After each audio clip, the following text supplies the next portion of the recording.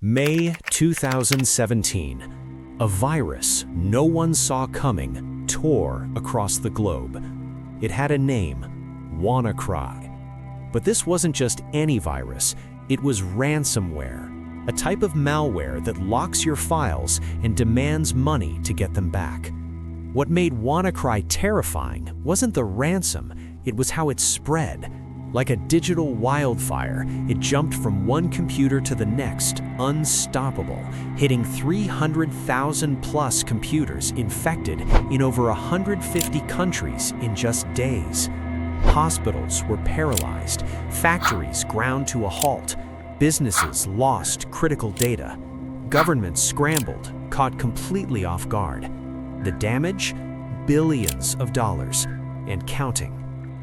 This is the untold story of WannaCry, how it started, how it worked, who paid the heaviest price, and the lessons that could prevent the next global cyber disaster. WannaCry was a ransomware crypto worm. Let's break that down. Ransomware means it encrypts or locks your files so you can't open them. Then, it shows a message demanding payment, usually in Bitcoin, to get the key to unlock everything. Crypto just means it uses strong encryption, basically a super secure lock that can't be broken easily. Worm means it can spread on its own, without anyone clicking a bad link or opening a shady email. Once it got onto one computer in a network, it could jump to others automatically, spreading silently and rapidly. The attack began on Friday, May 12, 2017. The first infections appeared in Asia, then spread quickly to Europe and the rest of the world. Within hours, computers started showing a red screen with a chilling message. Oops, your files have been encrypted. It demanded $300 in Bitcoin to restore the files, warning that the price would double to $600 after 3 days, and everything would be deleted after 7. By the end of that first day, over 200,000 computers were infected. By the time the outbreak slowed down, the number climbed to more than 300,000 across 150 countries. It moved so fast because it used a powerful hacking tool that let it break into unpatched Windows computers over the internet, allowing it to spread silently, without warning, and almost unstoppable. Hospitals were paralyzed, unable to access patient records. Factories stopped production, leaving assembly lines idle.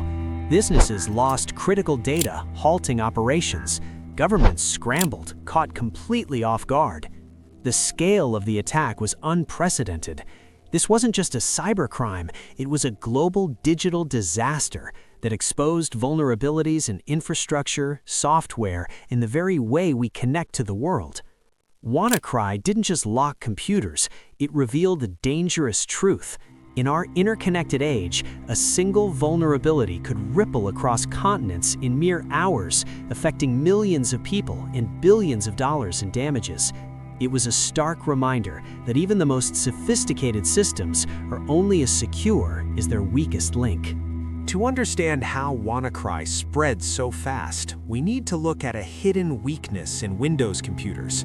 Back in March 2017, Microsoft released a critical security update, a patch to fix a serious flaw in how Windows handled file sharing over networks. This flaw was in a system called SMB, short for Server Message Block. Think of it like a door that lets computers share files and printers with each other. If the door was left open, anyone or anything could slip through. Then came a shadowy weapon stolen from the US National Security Agency, a tool called Eternal Blue. It could exploit the SMB flaw to take control of a computer remotely, no passwords needed. In April 2017, a hacker group calling themselves Shadow Brokers leaked Eternal Blue online, and suddenly this secret weapon was unleashed into the world. WannaCry combined Eternal Blue with another leaked tool, Double Pulsar, allowing it to install itself quietly on vulnerable machines. Once it infiltrated one computer, it scanned both the internet and local networks for other weak targets. It would break in, install itself, and repeat over and over. That's why it spread like wildfire, hopping from network to network at a terrifying speed. Many computers remained vulnerable for a variety of reasons. Some users and companies hadn't installed the March patch yet. Others were running older versions of Windows, like XP or Windows 7, which didn't receive updates regularly. Hospitals and large organizations often delayed updates to avoid disrupting critical systems. Here's where the story takes an unexpected turn. WannaCry had a built-in kill switch. It tried to connect to a long, random web address. If the address didn't exist, the malware would run and encrypt files. But if the address did exist, it would stop. On May 13th, a young security researcher in the UK noticed this anomaly. With a simple, almost accidental move, he registered the domain for about $10, and the unstoppable digital wildfire slowed dramatically. That tiny action gave the world precious time to respond, patch systems, and prevent what could have been an even greater global disaster.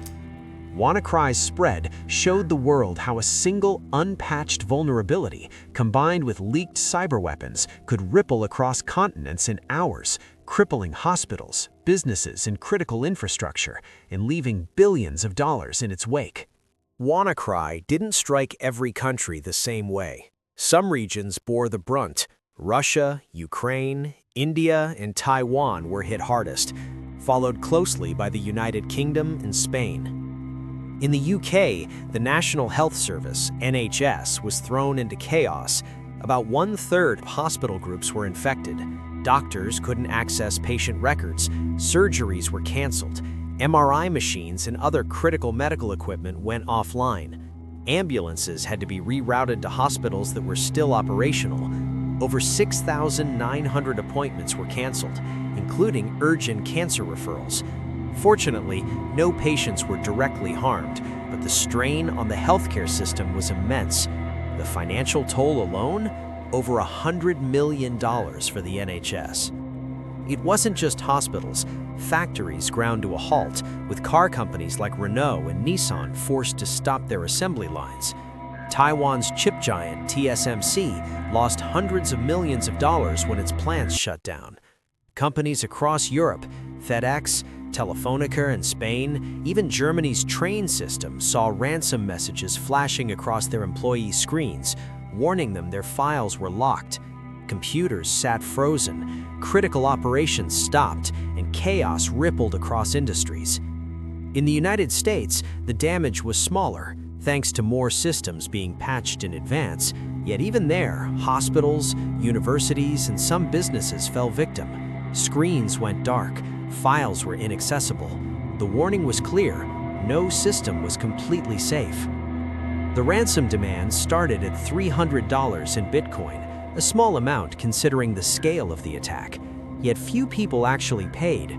By summer 2017, the attackers had collected only about $130,000, a tiny fraction of the billions of dollars in damage they caused.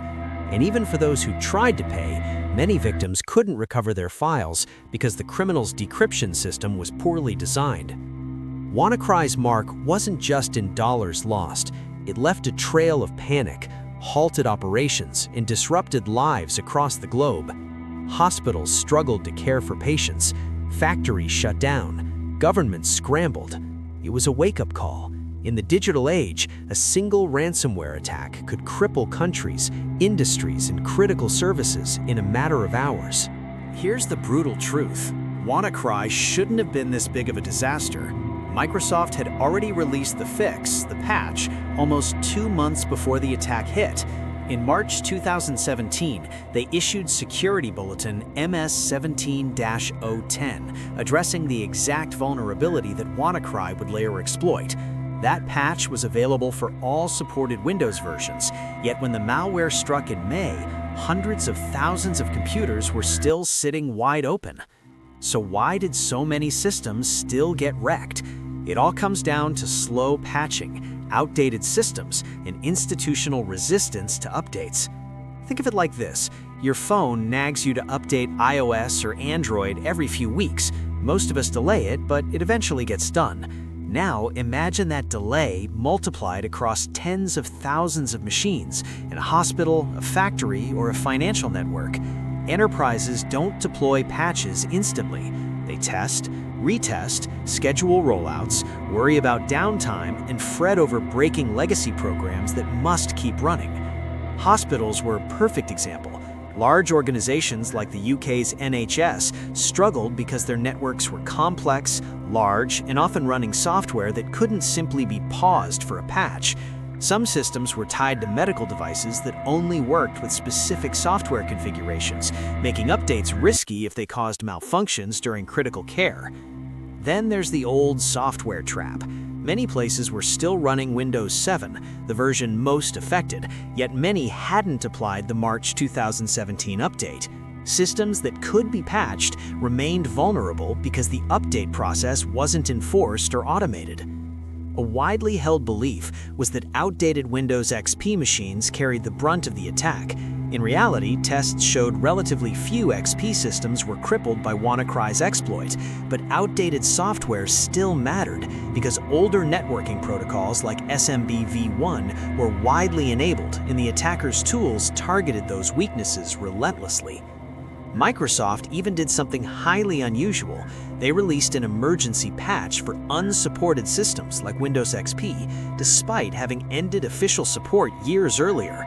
That alone shows how severe the situation was. Patches normally aren't released for obsolete software unless the threat is extraordinary. Bottom line, laziness, legacy systems, fear of disruption, and poor patching strategies left the door wide open. WannaCry didn't need sophisticated social engineering or a perfect zero-day exploit. It simply walked through a vulnerability that had already been fixed. That's the scariest part. Most of the damage wasn't because the malware was genius, it was because we knew how to stop it, and didn't. The world reacted fast. Microsoft rushed out emergency patches, even for old unsupported versions of Windows like XP. Security companies and independent researchers raced against the clock, sharing tools to block the spread. Governments issued urgent warnings: update your systems, disconnect vulnerable computers, and brace for impact. Investigators traced the attack to a shadowy North Korean hacking group known as Lazarus. By late 2017, the US and UK publicly blamed North Korea. The evidence was chilling. Code similarities linking WannaCry to earlier high-profile attacks, including the 2014 Sony Pictures hack and the 2016 Bangladesh bank heist. It was a reminder that cyber warfare doesn't just happen in isolation. It's part of a global, unseen battle. WannaCry became a wake-up call for the world. It exposed the dangers of leaving computers unpatched and revealed the risks of governments stockpiling hacking tools instead of disclosing vulnerabilities. Hospitals, critical infrastructure, and everyday businesses were all at risk from a single weakness. The attack forced organizations to rethink cybersecurity, investing in software updates, offline backups, network segmentation, and employee training. Regular offline backups became a lifeline, allowing recovery without paying ransoms. Governments introduced stricter rules for handling software vulnerabilities, understanding that in a connected world, inaction can be catastrophic. The scale of WannaCry's impact is staggering. Billions of dollars lost, hospitals, factories, and governments disrupted, millions of people affected, and yet it all started from a single flaw in software that could have been patched weeks earlier.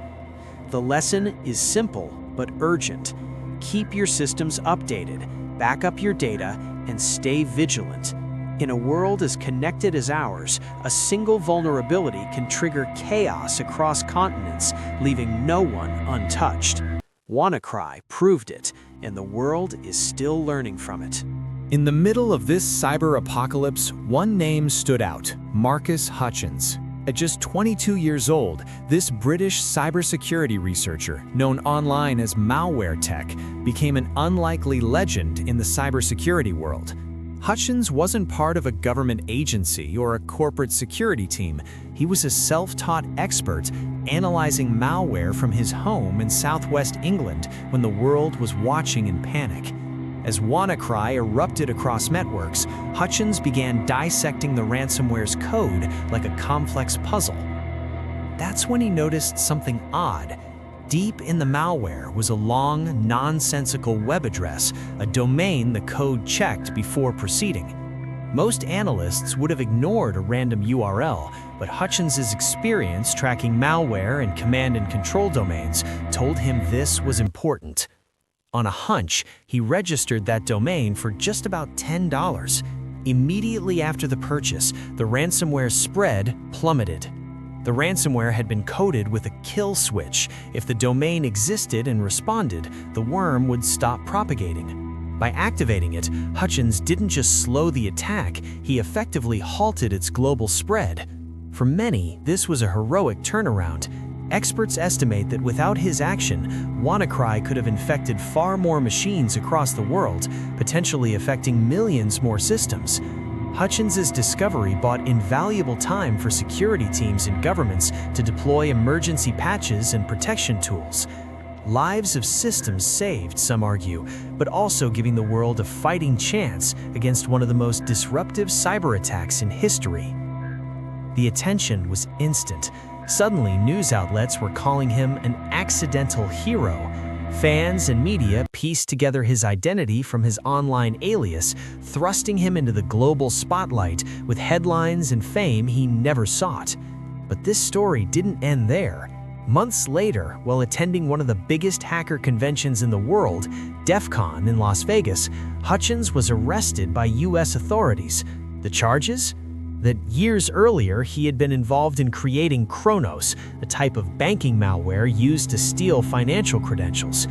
Prosecutors accused him of helping to write and distribute that malicious code when he was younger. The cybersecurity community was stunned. A man celebrated globally as the one who stopped a cyber catastrophe was now facing serious charges related to causing one, albeit from his past. Many rallied around him, saying his contributions outweighed his youthful missteps. In 2019, Hutchins pleaded guilty to 2 of the charges, accepted responsibility for his earlier actions, and ultimately was sentenced to time served and supervised release, avoiding further prison time. Thanks in part to recognition of his rehabilitation and contributions to cyber defense. He described himself as thankful and committed to using his skills for good. Marcus Hutchins's story is a stark reminder that in the digital age, the same skills that can save the world can also be misused, and that redemption, responsibility, and sharp minds are all part of the complex world of cybersecurity. So who was behind this global ransomware storm? Investigators and cybersecurity experts quickly turned their attention to one of the most notorious hacking forces on the planet, the Lazarus Group, a shadowy cyber crew widely believed to be linked to North Korea's state intelligence apparatus. Lazarus isn't just any hacker collective. It's been tied to a series of high-profile digital crimes over the past decade. Analysts noted code similarities between WannaCry and malware used in previous Lazarus operations, including the devastating 2014 Sony Pictures breach and the massive Bangladesh bank heist in 2016. Those earlier attacks weren't small-time hacks. The Sony breach crippled a major Hollywood studio and leaked internal films and emails after the company refused to pull a comedy that mocked Kim Jong-un. The Bangladesh episode saw hackers attempting to steal $81 million from one of the world's central banks through the SWIFT financial messaging network. Technical analysis played a key role in linking the campaigns. Forensic researchers found that portions of WannaCry's code resembled tools associated with Lazarus, and internal metadata suggested the authors created the ransomware on systems with Korean language settings and time zones, clues consistent with malware tied to North Korean actors. In December 2017, after months of joint investigations involving governments and private firms, the United States and United Kingdom publicly blamed North Korea for WannaCry and said the Lazarus Group was very likely responsible. Officials said their conclusions came from combined technical evidence, intelligence sharing, and pattern analysis of malware behavior. The FBI later charged alleged Lazarus operatives, including Park Jin-hyuk, in connection with WannaCry and other high-profile hacks, framing the attacks as part of an ongoing global cybercrime campaign. However, attribution in cybercrime isn't straightforward. Some analysts cautioned that code similarities alone don't prove state sponsorship. Malware code can be reused, spoofed, or copied by unrelated groups. At least one security expert noted that parts of the WannaCry ransom note and language in the code didn't match native Korean usage, suggesting either false flags or non-uniform authorship. Still, the broader context matters. Lazarus has been linked to numerous global cyber operations, and U.S. officials have labeled North Korean cyber activity a strategic tool, not just for theft, but for destabilization, fundraising, and intelligence gathering. What started as a ransomware outbreak quickly became a focal point in understanding how nation-state actors use cyber attacks as both weapons and revenue sources, and why governments now view cyber defense as central to national security. WannaCry wasn't just a virus, it was a digital pandemic that spread across the world in hours, shutting down hospitals, factories, and governments. It proved one thing: in our connected world, a single weakness can trigger global chaos. If you found this story shocking, hit like, subscribe, and stay tuned for more deep dives into the dark world of hackers and cybercrime.